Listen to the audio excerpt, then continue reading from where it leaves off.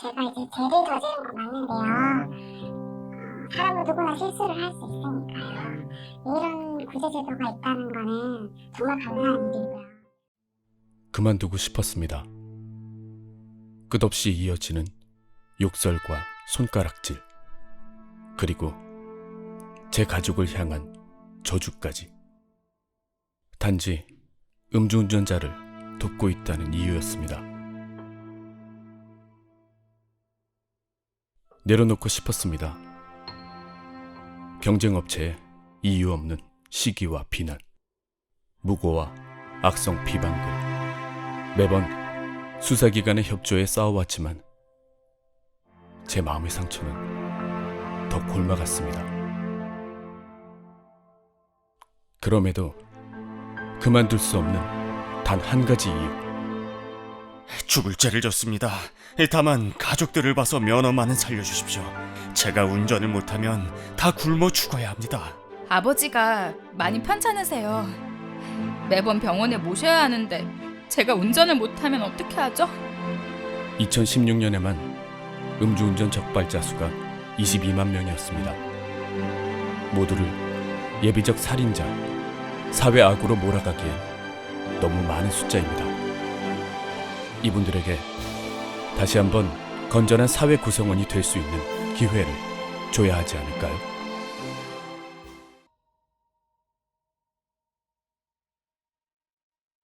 반갑습니다. 모두다 행정사 송범석 대표입니다. 오늘 저는 경남 양산시에 와 있습니다. 오늘 양산시에서 두 분이 구제가 됐는데요. 이 두 분 인터뷰하러 오늘 양산시에 오게 됐습니다.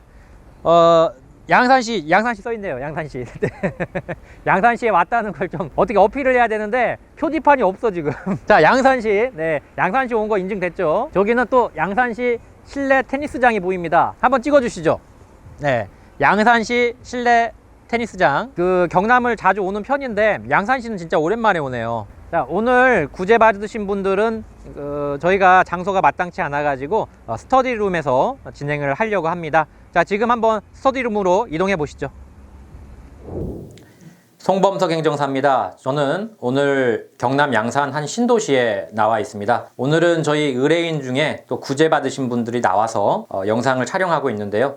저희가 이제 일반적으로 구제를 받을 때에는 직업의 연관성과 좀 많이 연관을 시켜서 구제를 받고 있는데 오늘 제가 모실 분은 다리가 불편한 까닭에, 그리고 아이들 부양에 있어서 혼자 그 아이들을 키우고 있는 분이십니다. 여성분이신데요. 다리가 조금 불편하셔서 면허가 꼭 필요하신 이유와 그다음에 아이들 부양에 대한 부분으로 구제를 받으실 수가 있었습니다. 제가 여기서 강조드리고 싶은 말씀은 우리가 화물차나 택배 꼭 이런 생계형이어야만 구제가 되는 게 아니라 어떤 신체적인 부분에서 조금 힘든 부분이 있어서 대중교통 이용이 힘들거나 아이들에 대한 어떤 부양에 있어서 면허가 꼭 필요한 부분들도 인정이 된다는 부분들을 제가 보여드리고자 오늘 이 인터뷰를 오게 되었습니다. 지금 저희 의뢰인 모셔서 인터뷰 진행하도록 하겠습니다.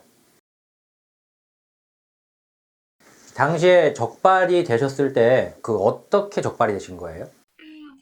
친구 집에서 저녁을 같이 먹으면서 반주식으로 소주를 한 3잔 정도 마신 것 같아요. 저녁에 집으로 돌아가다가 2시간 정도 지난 후에요. 좀 시간이 많이 지났으니까 소주 3잔 정도니까 괜찮겠다고 생각하셔서. 네네. 그래서 정말로 괜찮았었고 저도 그래서 갔는데 이제 적발이 된 거죠.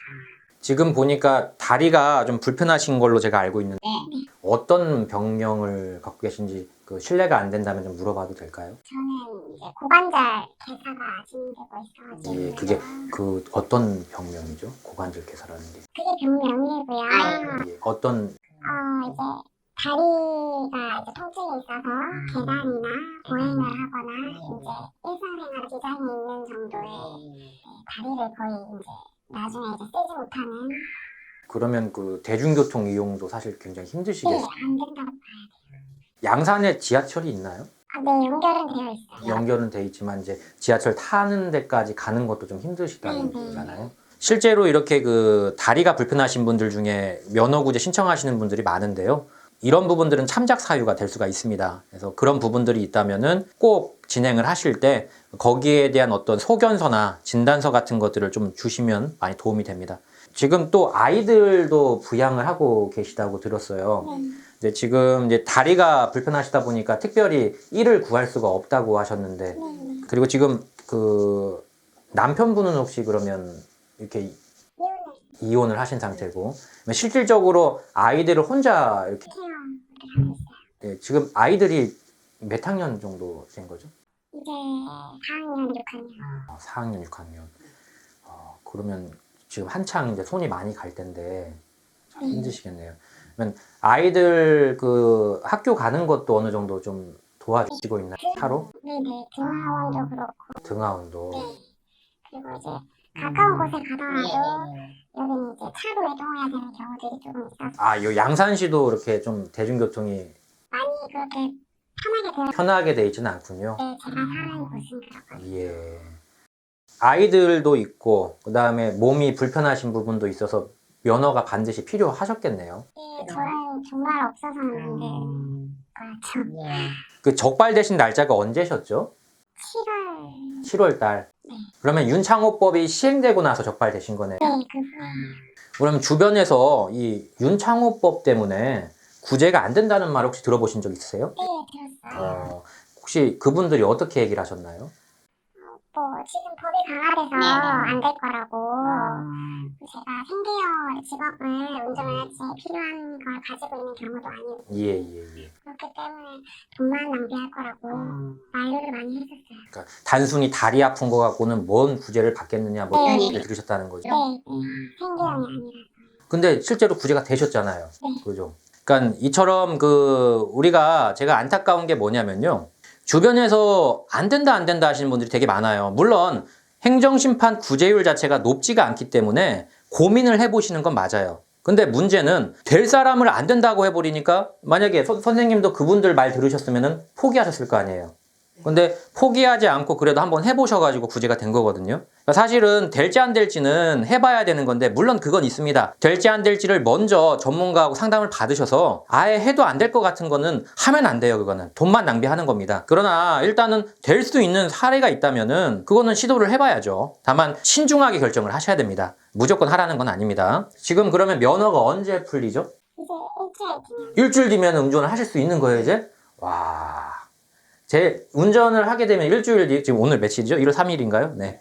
2020년 1월 10일부터는 운전을 하실 수가 있는 거죠, 그러면.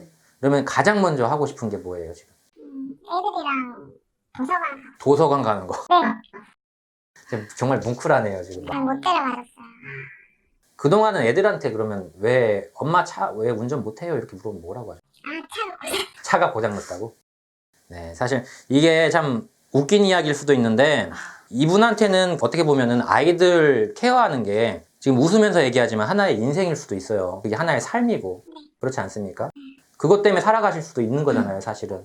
굉장히 유쾌하신 분인데 사실은 저희가 어떻게 말로 할 수 없는 좀 어떤 아픔도 있으시고 그다음에 어떤 어려운 점도 많으신 분이에요. 근데 참 유쾌하게 살아가시는 걸 보면서 또 참 많이 반성이 됩니다. 근데 그 도서관 가고 나서 또 뭐 하고 싶은 건 없으세요? 마트도 참 가기가 힘들겠다. 할 수가 없었어요. 그럼 어떻게 했어요 그동안 식생활을? 택시를 타고 이제 몰아서 한 번에 간다든지. 택시비가 그것도 엄청나게 많이. 네, 거의 못 갔죠. 저는 이제 다리가 불편하다 보니까 집 근처 10분에 있더라도 걸어서 물건을 들고 오는 거는 아예 할 수가 없기 때문에. 그래요. 또 그렇다고 뭐 지금 도와주실 남편분이 있는 것도 아니었고 혼자 또 계시다 보니까. 끝으로 어쨌든 이런 제도를 면허 취소도 국가가 하는 거지만 경미한 분들은 한번 신청해봐라. 국가가 봐주겠다. 이렇게 한 것도 국가가 만든 거 아니겠습니까? 그래서 혹시라도 이제 국가나 주변 분들에게 이런 제도를 만들어 주셔서 뭐 어떤 고마움이라든지 이런 것들이 있을 것 같은데 그런 표현을 좀 해주시면 좋을 것 같거든요. 제가 이제 죄를 저지른 건 맞는데요. 사람은 누구나 실수를 할 수 있으니까요. 이런 구제제도가 있다는 거는 정말 감사한 일이고요. 특히 이렇게 도움 주신 모두가 행정사 분들한테 너무 감사드리고요. 저처럼 실수를 할 수 있기 때문에 인간이니까요.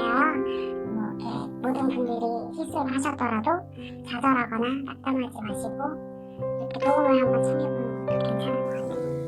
감사합니다. 저희한테 도움을 요청하셔도 사실은 안 될 것 같으면 딱 잘라갖고 안 된다고 말씀드리거든요. 그러니까 그런 부분을 참고하셔서 도움이 필요하시면 언제든지 전화는 주십시오. 다만 저희가 다 할 수는 없습니다. 아예 누가 봐도 안 될 것 같으면 빨리 포기하시고 자기가 살아날 방법을 면허 구제 말고 다른 방법으로 좀 찾아보셔야 돼요. 우리 선생님은 운이 좋으셔서 구제가 됐지만 다 되는 건 아니니까 플랜 B도 꼭 갖고 전화를 주시면 좋겠습니다. 여기까지 인터뷰 마치고요. 항상 저희가 하는 거 있죠. 일단은 그 구제를 받은 거 저희가 인증을 한번 하고 그 다음에 다시는 음주운전을 안 하겠다는 것을 다짐서를 좀 쓰도록 하겠습니다. 혹시 폰 가져오셨나요? 문자 받으신 거 있으시죠? 네, 지금 보시는 이 문자는 행정심판에서 구제가 됐을 때 오는 문자입니다.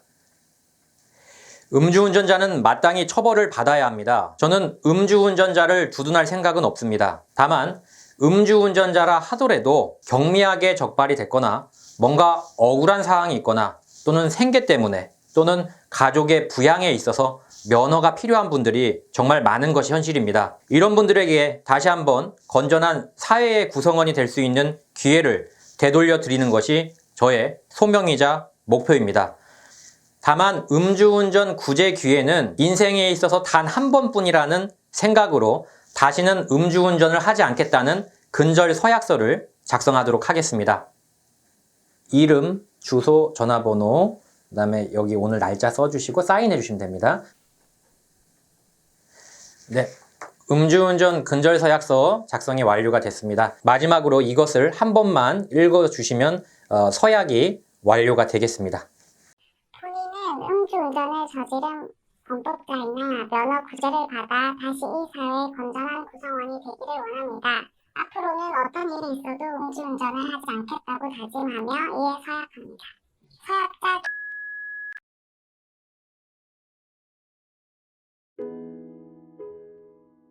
음주운전은 절대로 해서는 안 되는 행동입니다. 마땅히 처벌을 받아야 할 죄입니다. 수많은 사람과 그 가족이 음주운전으로 고통을 받고 있습니다. 그러나 죄라는 건 경중을 따져야 합니다. 음주운전도 구분할 필요가 있다고 생각합니다. 중한 범죄에는 중한 처벌을 주되 참작할 만한 점이 있거나 억울한 사연이 있다면 다시 한번 면허를 회복할 기회를 줘야 한다고 저는 감히 생각합니다. 음주운전자도 한 가정의 가장이자 소중한 삶을 이어가야 하는 평범한 우리 이웃인 까닭입니다. 다시 모두를 소중한 우리 이웃으로 저는 모두 다 행정사입니다.